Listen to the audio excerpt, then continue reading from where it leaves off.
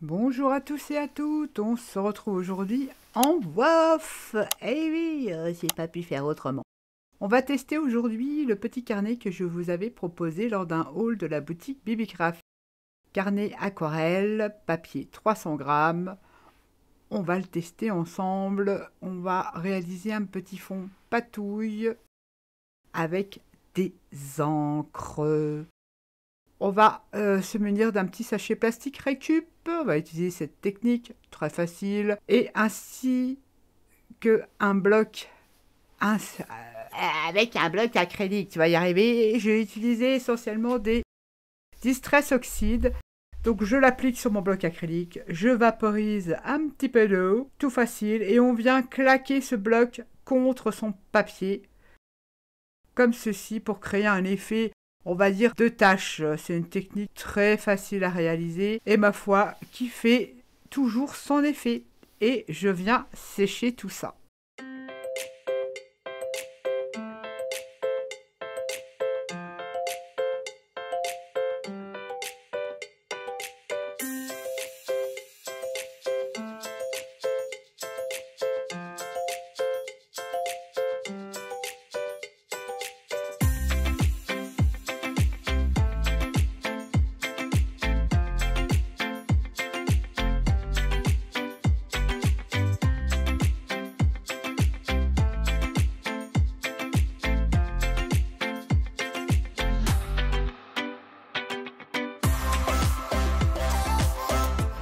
Voilà, mon petit fond est tout sec. Je reprends cette fois-ci la Distress Oxide Inge. Je l'applique sur le sachet plastique de récup.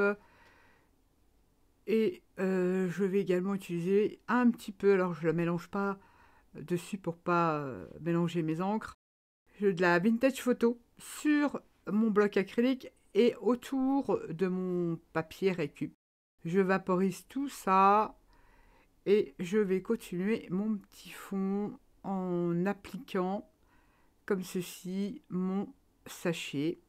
Ça va faire un mélange de couleurs. J'aime bien la Distress Inge pour faire les effets oxydés. Je vais également utiliser ce papier récup, vous avez vu, en l'étirant. Ça crée également des effets assez grunge. J'aime beaucoup étirer l'encre ou la matière, comme ceci avec le sachet plastique. Et je vais revenir sécher tout ça. C'est parti, on continue le sassage.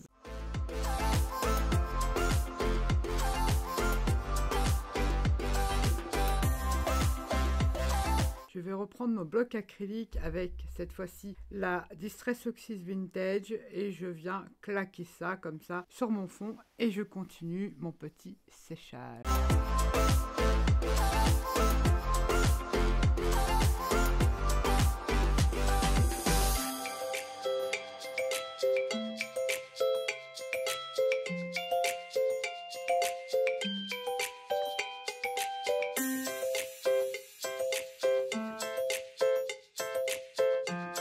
Une fois que tout est bien sec, je viens reprendre avec mon bloc acrylique une Distress Oxide, la couleur Peacock.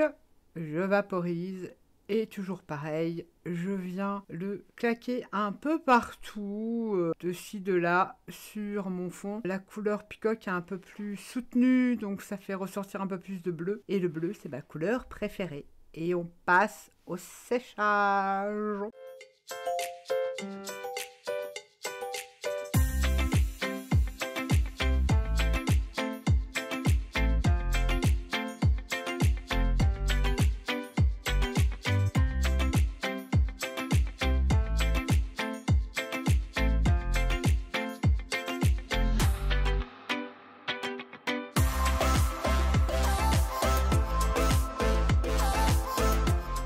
Et on continue. Là, je prends le papier de récup que l'on trouve dans les paquets de gâteaux, dans certains paquets de gâteaux. Je viens y mettre de la Ground Espresso dessus et je viens m'en servir comme tampon. Et je l'étire comme ça. C'est assez discret, ça fait des petits effets sympas. Alors ça c'est génial, c'est une alternative pour celles qui n'ont pas de tampon de fond et ça peut donner l'illusion d'un tampon écriture. J'aime bien utiliser cette technique-là, c'est sympa également. Et je viens étirer mon petit papier imbibé d'encre comme ceci. Ensuite je viens vaporiser parce qu'il reste toujours de l'encre et comme la Distress elle réagit à l'eau, je vais reprendre ce petit bout de carton de récup et je vais venir le tamponner comme ceci pour réaliser un effet. Et quand on regarde vite fait, mais franchement, ça donne un effet écriture. Alors pour celles qui n'ont pas de tampon écriture, c'est une très bonne alternative et je trouve que l'effet est plutôt sympa, très grungy comme j'aime. Et je viens ressécher tout ça.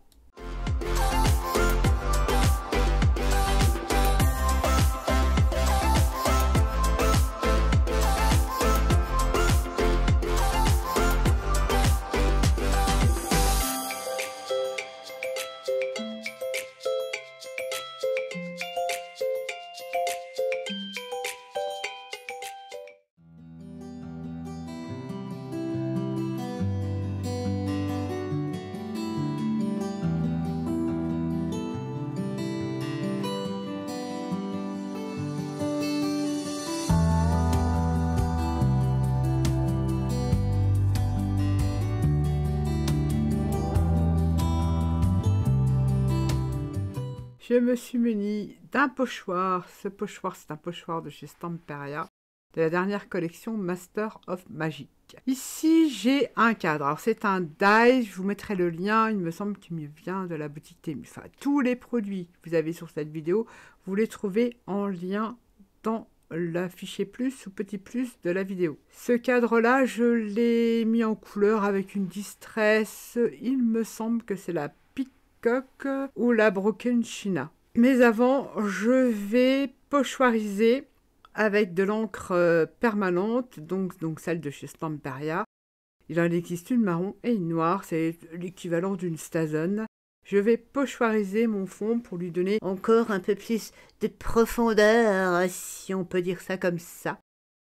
Et je pochoirise certains morceaux du pochoir qui est superbe, je l'adore. Je l'ai déjà utilisé. Il était plus trop propre quand je l'ai montré. J'aime beaucoup ce pochoir avec cet effet de mur et d'arabesque. Il est magnifique. Je vais même en rajouter, il me semble. Oui, je vais en rajouter même sur le haut de ma page. Toujours avec cette encre noire. Mais vous pouvez prendre n'importe quelle encre. Bon, c'était la première que j'ai prise. Et en sachant que la ink, là, elle est un peu plus claire que la noire. Normale, entre guillemets.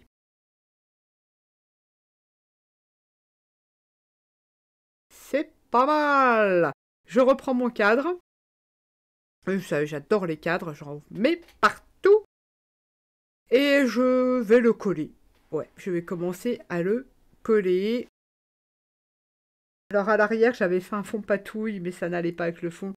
J'avais fait avec des aquarelles Rubens, que j'adore. Donc là, je décide d'utiliser le fond que j'ai colorisé, mis en couleur, on va dire ça comme ça, avec l'encre.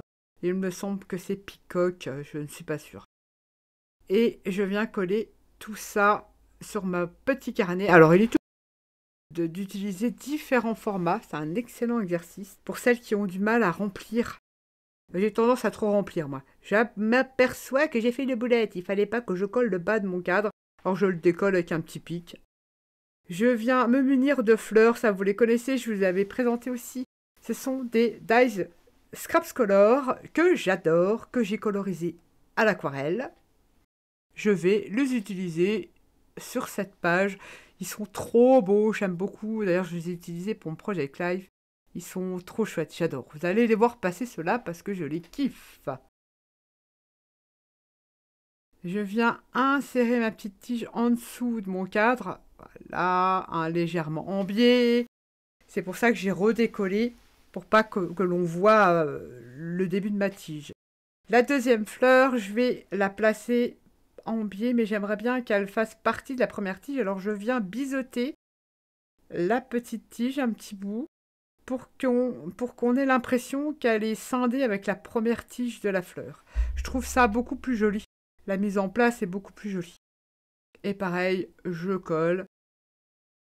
Alors dans ce dies, il y a 2 formes de fleurs, ouvertes et un peu fermées, comme la première que j'ai collée. Pareil, je vous mettrai les liens, tout ça, dans le petit plus de la vidéo. Je viens contre ma tige coller et je colle pas tout entièrement au niveau de la fleur, des pétales, on va dire, pour donner un effet de relief. Si ça rebique, ce n'est que mieux. Eh oui, allez, jamais 203. Une 3e fleur. Je sais, j'ai tendance à en mettre beaucoup. Mais j'avais envie. Elles étaient là, elles me plaisent énormément. J'avais envie de la coller. Et pareil, je vais aller biseauter ma petite tige pour bien l'imbriquer avec les 2 autres. Et je vais coller tout ça.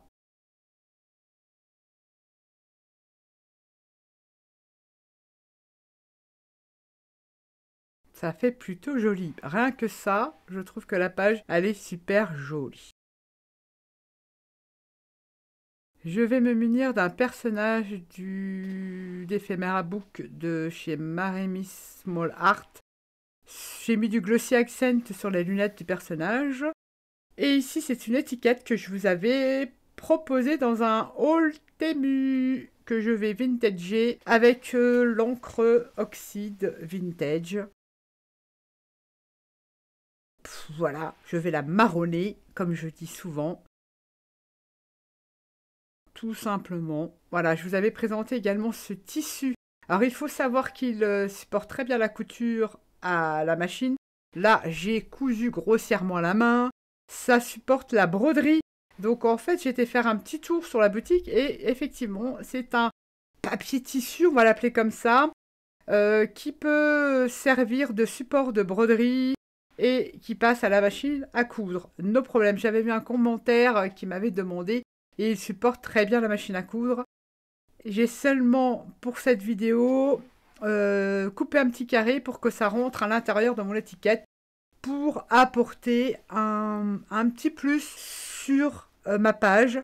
J'ai également utilisé un sticker effet washi, un petit mot en anglais qui passe partout, que j'ai collé sur du papier 300 grammes pour faire un die cut et que je reviens coller. Donc ça donne du relief en plus, ça fait du 3D. Et 2 attaches parisiennes couleur bronze que je viens passer dans les petits trous de cette étiquette. Je les trouve trop bien, ces petits dies également, trop jolis. Et comme j'ai pris des attaches parisiennes avec des grandes tiges, je galère un peu, à vrai dire, pour essayer de la cacher, pour pas qu'on voit ça quand je vais coller ça sur ma page. Et je viens mettre la 2e également, juste après. Alors j'appuie, j'ai un truc là, normalement, c'est pour justement écarter les attaches parisiennes, mais ça me permet d'appuyer pour qu'elles soient bien le plus plates possible à l'arrière. Voilà, et surtout qu'elle ne bouge plus et qu'elle ne dépasse pas de mon étiquette. Et je fais pareil pour le 2e trou. Mais ça, si vous n'avez pas ces attaches parisiennes, on peut utiliser des demi-perles, on peut utiliser de la peinture 3D, ou tout simplement faire un petit point de couture. C'est très sympa aussi à faire sur ces pages. Couture à la main. Découdre des petits boutons, vous savez, les petits boutons qu'on trouvait dans le temps, les petits boutons tout blancs. De chaque côté, il y en existe des tout petits. Ça peut être très très sympa également. Et je viens coller ma petite étiquette en dessous de mon cadre à cet emplacement-ci. Uniquement avec de l'alcool. On aurait pu encore le mettre en 3D, mais ça aurait fait trop épais. Surtout que c'est ma première page. Alors imaginez, si je dois remplir le carnet, je pourrais pas. C'est pas mal du tout. Bon, j'essaye de coller droit, ça c'est pas trop mon truc. C'est pas mal. Ensuite, mon personnage, je l'ai monté en 3D, avec ces petites mousses. Je suis trop contente. J'ai repassé une petite commande. Je les adore. Je vous les conseille. Pareil, je vous mettrai le lien dans le plus de la vidéo. Ils sont top. Ils collent très bien. Ils tiennent dans le temps. C'est génial. C'est des petits carrés. C'est très facile d'utilisation et de manipulation. J'aime beaucoup. Et je viens coller mon petit personnage à côté de mes petites fleurettes. Je trouve ça trop beau. Enfin, moi, perso, j'adore. L'essentiel, bah oui, c'est d'aimer ce que l'on fait, évidemment. Et je le répète, c'est vraiment, vous avez vu, je vous ai laissé, mis à part le séchage en rapide, mais je vous laisse à vitesse réelle. Franchement, il n'y a rien de compliqué. C'est sûr qu'il faut peut-être avoir le même matériel, mais un cadre, vous pouvez le réaliser à la main. Et les personnages, vous en trouvez sur Pinterest, peu importe. Et là, je voudrais noircir le bord de ma page. Et je me suis munie d'un distress, mais couleur gris qui n'est pas assez flashy. Je n'ai pas trouvé mon noir, ceci dit. Et donc là, je dis, allez hop, système D, on va utiliser une encre noire. Bon, peu importe. Et pour tout simplement ancrer tous les bords de mes deux pages, celle du bas, celle du haut, j'ancre le tour. Bêtement. Voilà. Ça permet également d'apporter une profondeur, de rehausser les couleurs, de faire une bordure noire ou le blanc également. C'est plutôt sympa. Faut pas hésiter à noircir ou voire blanchir suivant la page que vous allez faire. Les bords de sa page, ça rend super bien. Que vais-je faire? Que vais-je faire? Que me reste? Je reviens avec ma petite boîte de découpe. Eh oui, je ne peux pas m'en empêcher. Il faut que j'en rajoute et que j'en rajoute. Je vais remettre des petites fleurs, cette fois-ci sans les tiges, en haut et en bas de page, dans le haut de mes pages, que je décore moins, parce que ouais, j'ai envie de faire comme ça. On peut décorer ses carnets comme on a envie. Donc je vais recoller ces petites fleurettes qui, je vous le rappelle, sont superbes et que j'adore. Tant qu'à faire, quand on aime, on ne compte pas. Je colle et je colle. Et ma deuxième, pareil. Et je viendrai découper tout ce qui dépasse de ma feuille.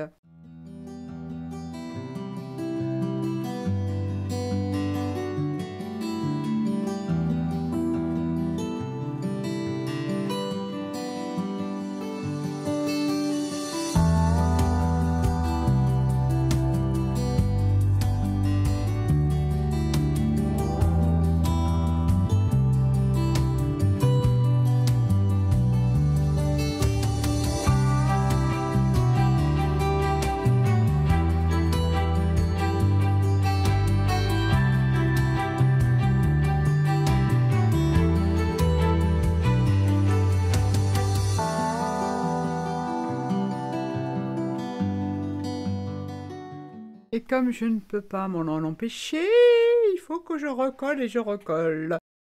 Pareil, c'est un dies Scraps Color. Cette petite attache vient d'un ensemble de dies qui fait une petite pochette. Pareil, que je vous ai déjà présenté. Pareil, le lien, pareil. Dans le plus de la vidéo. Allez, Nat, sois sérieux, s'il te plaît. Quelques secondes. Je cherche comment je vais le coller. Je trouve ça très sympa. Ça me fait penser aux petites pinces. Ça apporte une petite déco. C'est pas une obligation, mais j'avais envie.